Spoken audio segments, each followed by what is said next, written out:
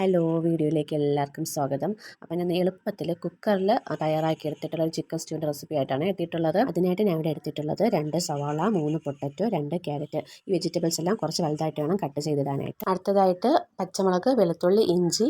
പച്ചമുളക് എരിവിനനുസരിച്ച് നിങ്ങൾക്ക് കൂട്ടാവുന്നതാണ്. കാരണം മുളക് പൊടി നമ്മൾ ഇടുന്നില്ല, കുരുമുളക് പൊടിയും ഗരം മസാലയും മാത്രമേ നമ്മളിതിന് ഈ കറിക്ക് യൂസ് ചെയ്യുന്നുള്ളൂ. അടുത്ത സ്പൈസസ് പട്ട, ഗ്രാമ്പൂ, ഏലക്ക, പിന്നെ മെയിൻ ഇൻഗ്രീഡിയൻസ് ആയിട്ടുള്ള ചിക്കൻ. ഇതിന് 300 ഗ്രാം ചിക്കൻ എടുത്തിട്ടുണ്ട്. കുക്കർ അടുപ്പത്തോട്ട് വെച്ച് അതിൽ എണ്ണ ഒഴിച്ച് എണ്ണ ചൂടായതിന് ശേഷം നമ്മൾ സ്പൈസസ് അതിലേക്ക് എടുത്തിടുക. അതിൽ നമ്മുടെ ഏലക്ക ജസ്റ്റ് ഒന്ന് ഓപ്പൺ ആക്കിയിട്ട് വേണം ഇടാൻ, എന്നാലേ അതിൻ്റെ മണവും ഫ്ലേവറും എല്ലാം നമുക്ക് അതിലോട്ട് കറിയിലോട്ട് എത്തുകയുള്ളൂ. അതിന് ശേഷം നമ്മൾ ചോപ്പ് ചെയ്ത് വെച്ചിട്ടുള്ള ഇഞ്ചി, വെളുത്തുള്ളി, കാരിമുളകിട്ട് അതും നല്ല രീതിയിൽ വഴറ്റിയെടുക്കുക. അതിന് ശേഷം നമ്മൾ കട്ട് ചെയ്ത് വെച്ചിട്ടുള്ള പൊട്ടാറ്റോ, സവാള, ക്യാരറ്റ് ഇതും നമ്മുടെ ചിക്കനും കൂടെ ഇട്ട് നല്ല രീതിയിൽ ഇളക്കുക. ഇപ്പോൾ എനിക്കൊരു കാര്യം പറയാൻ വിട്ടുപോയി ഗൈസ്, ഇതിൽ നമുക്ക് തേങ്ങാപ്പാൽ വേണം കേട്ടോ, 1-ാം പാലും 2-ാം പാലും. പിന്നെ ഇതിലേക്ക് നമ്മൾ ഉപ്പും ഗരം മസാല, കുരുമുളക് പൊടി, പിന്നെ നമ്മൾ മാറ്റി വെച്ചിരുന്ന 2-ാം പാലും കൂടെ ഒഴിച്ചിട്ട് നന്നായിട്ട് ഇളക്കി.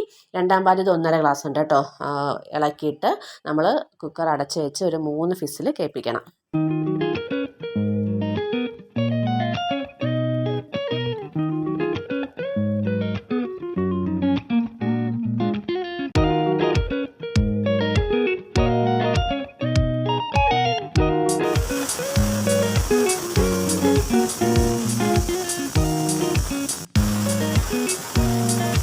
കറക്റ്റ് 3 വിസിൽ കയറ്റിയതിന് ശേഷം പ്രഷറെല്ലാം മാറി അതിൻ്റെ അടപ്പ് നമ്മൾ ഓപ്പൺ ചെയ്ത് നോക്കുമ്പോഴത്തേക്കും എല്ലാം നല്ല പാകത്തിന് വെന്തിട്ടുണ്ടായിരിക്കും. വെന്തുടയത്തില്ല. 3 വിസിൽ എല്ലാം നല്ല രീതിയിൽ വേവാനുള്ളതേ ഉള്ളൂ. അത് കഴിഞ്ഞിട്ട് അതിൽ നിന്ന് 2-3 കഷ്ണം പൊട്ടാറ്റോ എടുത്ത് നമ്മൾ മിക്സിയിലെ ജാറിലിട്ട് നന്നായിട്ട് അരച്ച് പേസ്റ്റാക്കുക.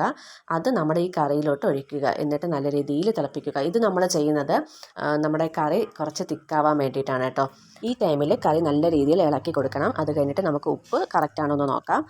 ഇതെല്ലാം കഴിഞ്ഞിട്ട് നമ്മൾ ലാസ്റ്റ് ലോ ഫ്ലെയിമിൽ ഇട്ടതിന് ശേഷം മാറ്റി വെച്ചിരുന്ന 1-ാം പാൽ, 1 ഗ്ലാസ് ഉണ്ട് കേട്ടോ തേങ്ങാപ്പാൽ, അത് കറിയിലോട്ടാക്കണം. കറിയിലോട്ട് ഒഴിച്ചതിന് ശേഷം നമുക്ക് മല്ലി ഇലയും കൂടെ ഇടാം.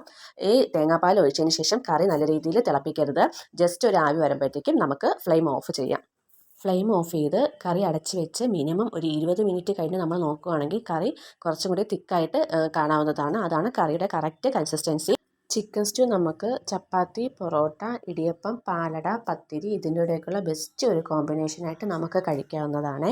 അപ്പോൾ ഇന്നത്തെ വീഡിയോ ഇത്രയേ ഉള്ളൂ. വീഡിയോ ഇഷ്ടപ്പെട്ടെങ്കിൽ ലൈക്ക് ചെയ്യണം, കമൻറ്റ് ചെയ്യണം, ഷെയർ ചെയ്യണം, സബ്സ്ക്രൈബ് ചെയ്യണം. എല്ലാവരുടെയും സപ്പോർട്ട് വേണം. താങ്ക്